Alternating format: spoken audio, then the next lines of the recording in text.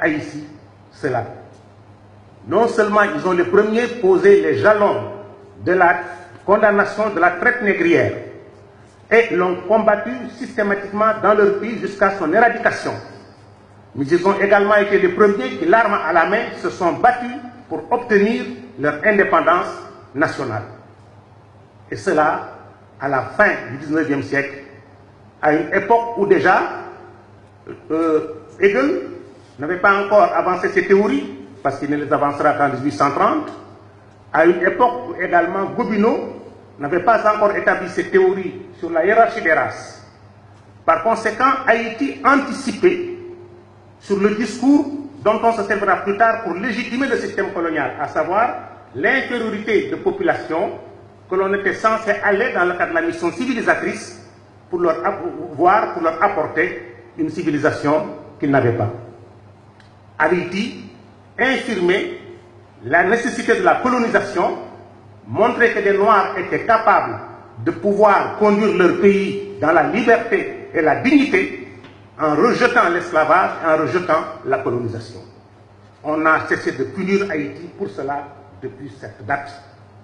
Et c'est la raison pour laquelle Haïti est un symbole de résistance.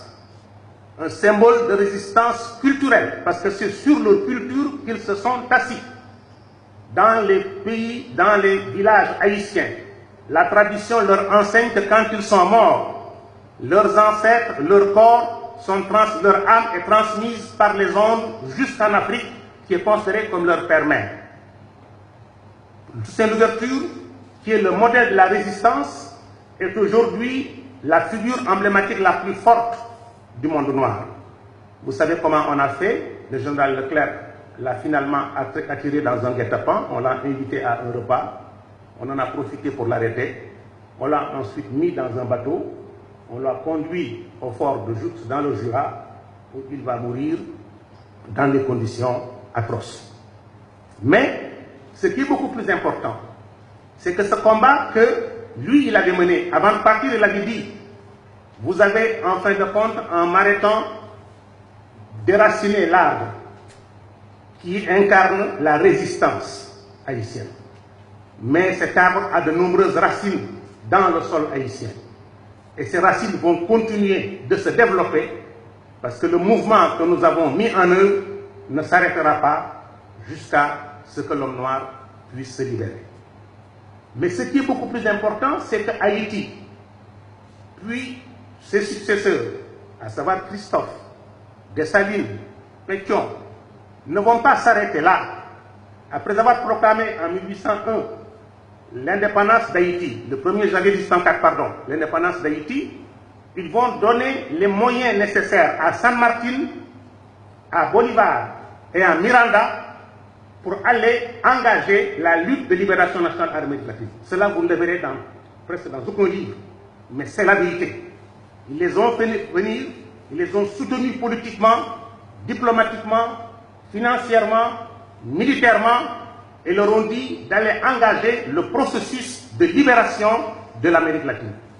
C'est pour cela que Hugo Chavez considère Haïti comme le symbole de la résistance.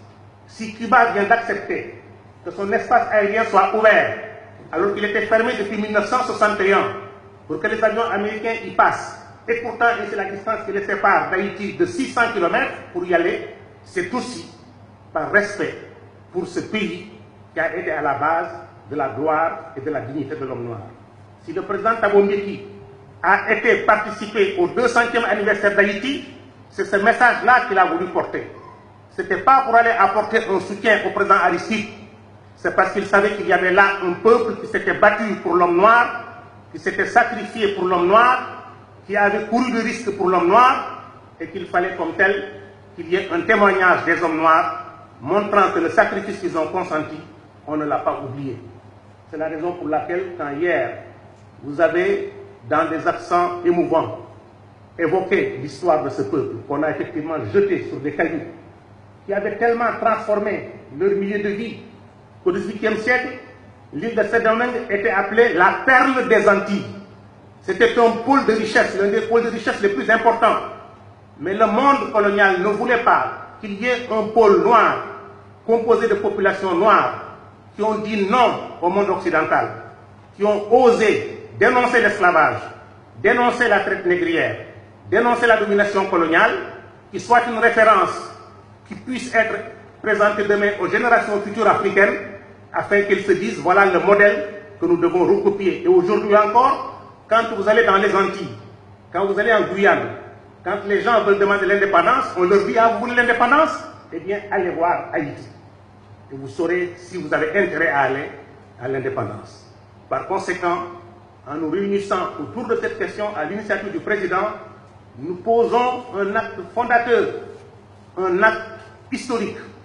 C'est chaque Sénégalais, c'est chaque Sénégalaise, c'est chaque Africain, à quelque milieu qu'il appartienne, qui doit considérer que ce qui se passe en Haïti le concerne. C'est notre race qui est là-bas aujourd'hui exposée à la souffrance. Une race qui, par sa dignité, nous a montré le chemin de la libération de l'esclavage, le chemin de l'indépendance nationale et qui, aujourd'hui, représente par conséquent une référence sublimale dont nos enfants doivent être fiers. Par conséquent, ce que vous avez proposé en disant que vous souhaitiez que l'Afrique leur accorde la possibilité, s'ils le désirent, de venir y trouver un cadre de vie qui les accueillerait fraternellement parce qu'ils appartiennent à la terre africaine qui est aussi leur patrie, est une idée extrêmement forte. J'ose espérer qu'ils pourront en mesurer la portée et la signification. Même s'ils ne l'acceptaient pas, que cette voix se soit fait entendre et qu'un Africain qui incarne ce que vous incarnez, c'est-à-dire un leadership fort, puissant et éclairé, les dit, alors que vous êtes dans l'exercice du pouvoir, me semble être quelque chose de particulièrement significatif. Haïti a joué un rôle important